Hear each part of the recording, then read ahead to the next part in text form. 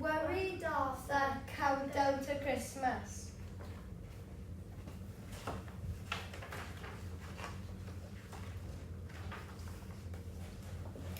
Arthur was a penguin and a worrier.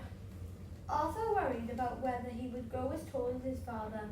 He worried because his hair stood on end. And now, all of things, Arthur was worried about Christmas. One day, Arthur came home from school. He looked even more worrier than usual. And what have you been learning today? Asked Dad. Map of the world, mumbled Arthur. He didn't sound too happy about it. And where do we live? Asked Dad. He did hope that Arthur was concentrating. It's called Antarctica, said Arthur, and it's near the South Pole. Well done, Arthur, beamed Dad. That night, Arthur padded across the landing. He climbed onto Dad's bed and tugged at his pajamas. I'm worried, Dad, he whispered. Dad stopped snoring and woke up with a start. What is it, Arthur? It's the map of the world, Dad. We live at the South Pole and Santa Claus lives at the North Pole. What if he gets tired before he arrives here? And what if he runs out of toys? Well, you can stop worrying about that, said Dad firmly.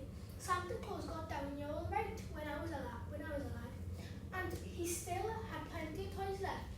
Arthur looked less worried. He trotted back to bed and fell asleep. On the last day of term, Arthur brought home his school report. He hovered nervously while Dad read all about him. Well done, Arthur. You've worked hard all term, and although your writing is rather illegible, it's nothing to worry about. That night, Arthur kept his light on late. It took him a long time to find illegible in his dictionary, and when he did, it was all very worrying.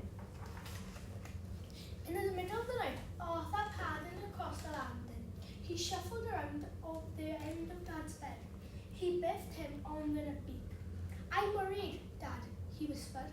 Dad stopped snoring and woke up with a start. What is it, Arthur? It's my writing, Dad. What if Santa can't read it? What if he doesn't bring things on my list? Well, you can stop worrying about that, said Dad firmly. For your information, Santa Claus is the world's leading expert of handwriting.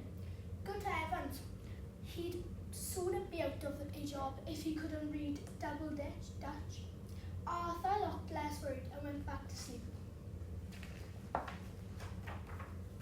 2 days before Christmas, it began to snow heavily.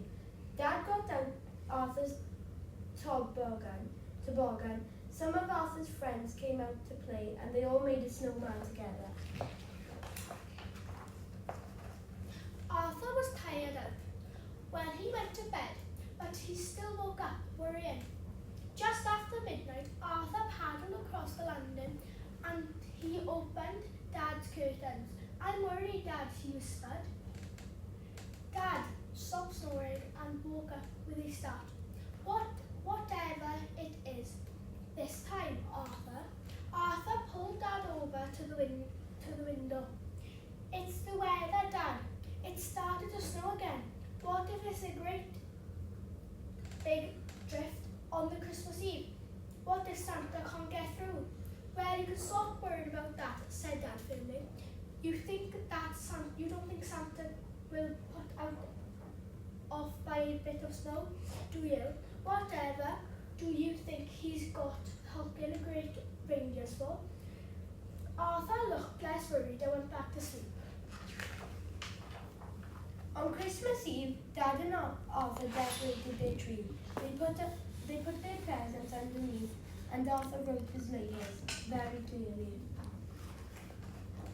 After supper, Dad sat on the end of Arthur's bed and read him a story.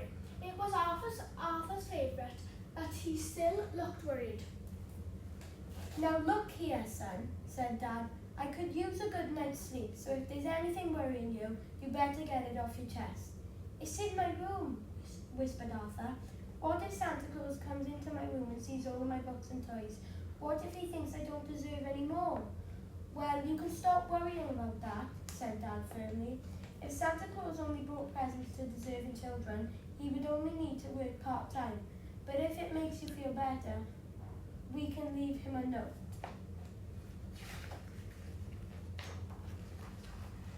So Arthur and Dad left a message at the top of the stairs. It suggested very tactfully that Santa might like to leave Arthur gifts on the landing. As soon as they wrote the note, Arthur looked less worried.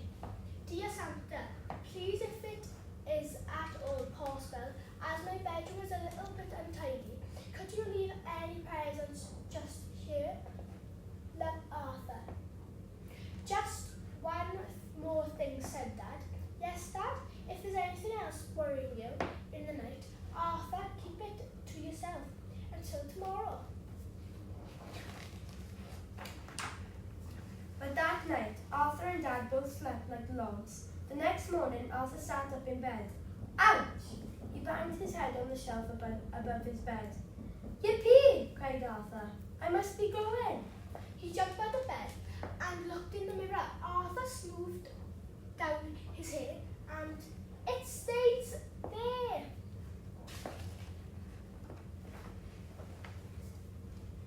Then he looked out on the landing. Sure enough, there was a stocking filled with everything Arthur had asked for. Arthur waited patiently for Dad to wake up. At least he came onto the landing. Merry Christmas, Arthur, and how are you feeling this morning? I feel funny, Dad, said Arthur. Then he smiled. It must be because I'm not worried.